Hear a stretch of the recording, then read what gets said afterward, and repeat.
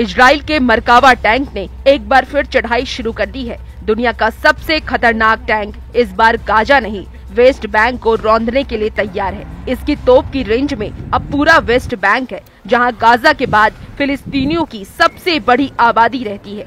ये तस्वीरें इसीलिए डरा रही है क्योंकि नेतन्याहू ने वेस्ट बैंक में तेज कर दिया है ऑपरेशन आयरन वॉल। लेकिन नेतन्याहू का नया मिशन अब ऑपरेशन कहा जा रहा है, क्योंकि इजराइल अब वेस्ट बैंक को एनाकोंडा की तरह जकड़ना चाहता है।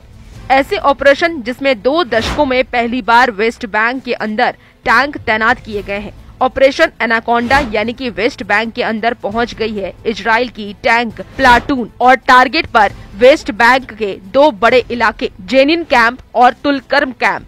यहीं पर नेतन्याहू का ऑपरेशन एनाकोंडा सबसे खतरनाक नजर आ रहा है। इससे पहले 2002 में इजराइल की टैंक फोर्स वेस्ट बैंक में दाखिल हुई थी। अब 23 साल के बाद फिर इजराइल के टैंक वेस्ट बैंक के अंदर घुस चुके हैं। नेतन्याहू बता रहे हैं कि जो युद्ध का मॉडल गाजा और लेबनान में एक्टिव रहा है, वह अब वेस्ट बैंक में भी इजराइल ने वही मॉडल लागू कर दिया है। ये पूरी दुनिया जानती है कि वेस्ट बैंक कहने को तो फिलिस्तीन में है, लेकिन उसके बड़े हिस्से पर इजराइल की सेना का कब्जा है। इजराइल धीरे धीरे अपने लोगों को वेस्ट बैंक में बसा रहा है ताकि वो पूरे फिलिस्तीन को कंट्रोल में कर सके। ये इलाके वेस्ट बैंक और इजराइल के बीच बफर जोन के तौर पर काम करें, चाहे वेस्ट बैंक के जेनिन हो या फिर तुलकर्म का इलाका। इन दोनों इलाकों पर इस वक्त नेतन्याहू ने नजर गड़ाई हुई है। इजराइल इन इलाकों को पूरी तरह कंट्रोल करना चाहता है, क्योंकि यहीं पर इजराइल का विरोध सबसे ज्यादा है। अगर इन दोनों पर इजराइल का कब्जा हुआ तो गाजा के बाद वेस्ट बैंक पर भी इजराइल का 100% कंट्रोल हो जाएगा।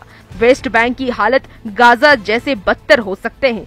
यहाँ जो कोहराम मचा है उसे देखकर लगता है कि इजराइल की सेना यहाँ गाजा में हुई तबाही वाले मीटर को तोड़ सकती है। वेस्ट बैंक के अंदर इजराइल की सेना और फिलिस्तीनी गुटों के बीच टक्कर लगातार होती रहती है।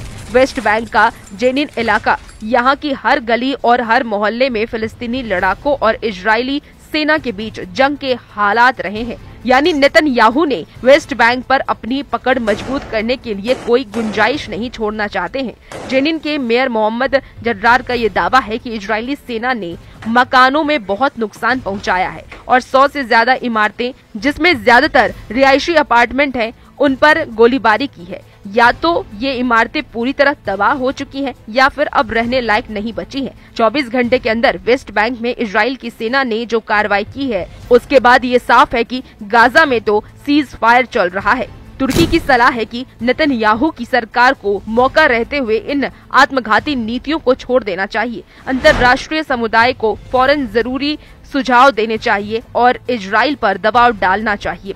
नहीं तो आप सोचेंगे कि सब कुछ उनके नियंत्रण में है, लेकिन एक वक्त आएगा जब एक और संकट शुरू होगा और अराजकता सामने आएगी। अब सवाल उठ रहा है कि क्या इजराइल अब वेस्ट बैंक को दूसरा गाजा बनाना चाहता है? वेस्ट बैंक फिलिस्तीनी का वो हिस्सा है जो गाजा से करीब 20 गुना बड़ा है और यहाँ करीब 30 लाख लोग रहते हैं जो फिलिस्तीनी है। यहीं से इजराइल को अब 7 अक्टूबर जैसे हमले का खतरा सता रहा है।